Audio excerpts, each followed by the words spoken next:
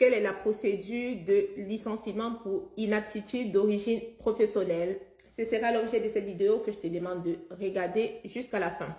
Alors, le licenciement pour inaptitude d'origine professionnelle fait suite à un arrêt maladie pour accident de travail ou pour maladie professionnelle. Sachant que lorsque vous êtes en arrêt maladie, pour maladie professionnelle ou pour accident de travail, ça voudrait dire que dans un premier temps, votre médecin traitant vous a délivré un arrêt maladie, accident de travail ou maladie professionnelle qui n'est pas encore reconnu par la sécurité sociale. Donc, votre entreprise peut dans un premier temps soit considérer cet arrêt pour accident de travail ou maladie professionnelle comme un arrêt maladie classique dont vous rémunérez selon les règles d'un arrêt maladie classique et attendre que cet arrêt maladie pour accident de travail ou maladie professionnelle soit reconnu par la sécurité sociale avant de traiter comme tel votre arrêt maladie pour accident de travail ou maladie professionnelle. Et c'est lorsque votre arrêt maladie pour accident de travail ou maladie professionnelle est reconnu, validé par la sécurité sociale, qu'on va considérer vraiment que vous êtes en arrêt maladie pour accident de travail ou maladie professionnelle. Donc, j'espère que c'est clair pour vous parce que des fois, on a des salariés qui donnent des arrêts maladie pour accident de travail ou maladie professionnelle et après, ce n'est pas reconnu comme tel par la sécurité sociale. Et dans ce cas, l'arrêt maladie qui a été délivré par le médecin pour accident de travail ou maladie professionnelle est considéré comme un arrêt maladie classique. Donc, c'est suite à l'arrêt pour accident de travail ou maladie professionnelle que va découler une procédure de licenciement pour inaptitude d'origine professionnelle. Sachant que à la suite de ces arrêts, maladie pour accident de travail ou maladie professionnelle, seule la médecine du travail est apte à valider votre inaptitude sur votre poste de travail. Donc, c'est lorsque vous passez devant la médecine du travail et que le médecin du travail confirme que vous êtes inapte à reprendre votre poste. Et dès que le constat est fait par la médecine du travail peut, dans un premier temps, dans une première option, demander à votre employeur de vous reclasser dans un poste adapté par rapport à votre état de santé. Ou alors la médecine du travail peut déclarer que la reprise du travail est totalement serait contraire ou serait compliquée par rapport à votre état de santé. Voilà, et que votre maintien dans l'emploi est compliqué. Et dans ce cas, tout de suite va s'enclencher la procédure de licenciement pour inaptitude d'origine professionnelle. Donc, si la médecine du travail dit que la reprise du travail est impossible, dans ce cas, va s'enclencher la procédure de licenciement pour inaptitude d'origine professionnelle. Mais si la médecine du travail préconise à votre employeur un reclassement, dans ce cas, c'est la procédure de reclassement qui sera enclenchée par votre employeur. Donc, dans ce cas, votre employeur a 1 mois pour vous reclasser, pour vous proposer des postes adaptés par rapport à votre santé. Voilà. Et dans l'attente de ce reclassement, votre employeur doit vous verser l'intégralité de votre salaire.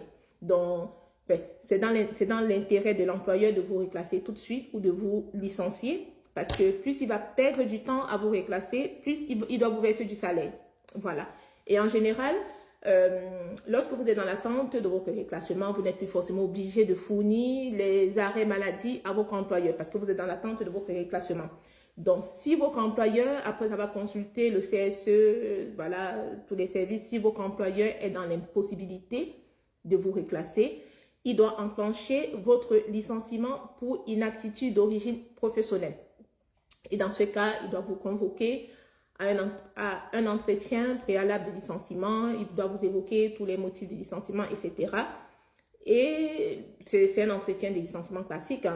Et suite à cet entretien-là, sera enclenché, sera évoqué, voilà, les conditions de votre licenciement, sachant que dans le cas d'un licenciement pour inaptitude d'origine professionnelle, l'indemnité de licenciement est doublée.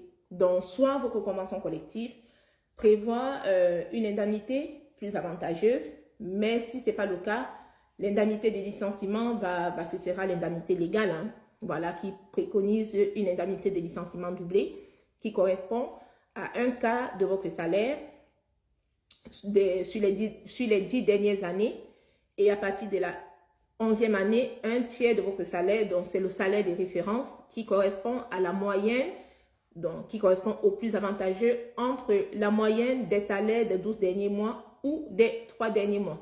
Donc, c'est sur cette moyenne de salaire qu'on va appliquer les 1 quart de salaire sur les 10 dernières années de votre ancienneté. Et à partir de la 11e année, on va faire un calcul des 1 tiers de votre salaire. Et c'est la somme de tout ça multipliée par 2 qui fera votre indemnité de licenciement d'origine professionnelle.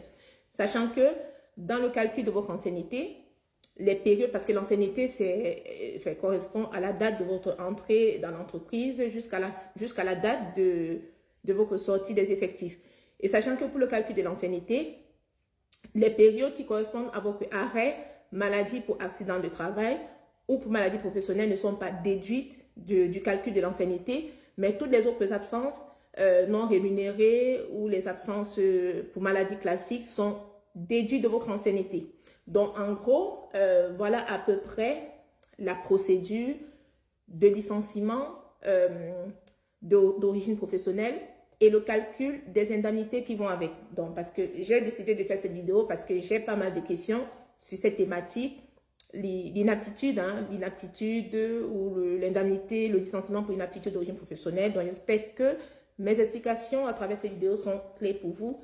N'hésitez pas à la liker, à la partager pour que mes conseils bénéficient à un maximum de personnes, à vous abonner si ce n'est pas encore fait.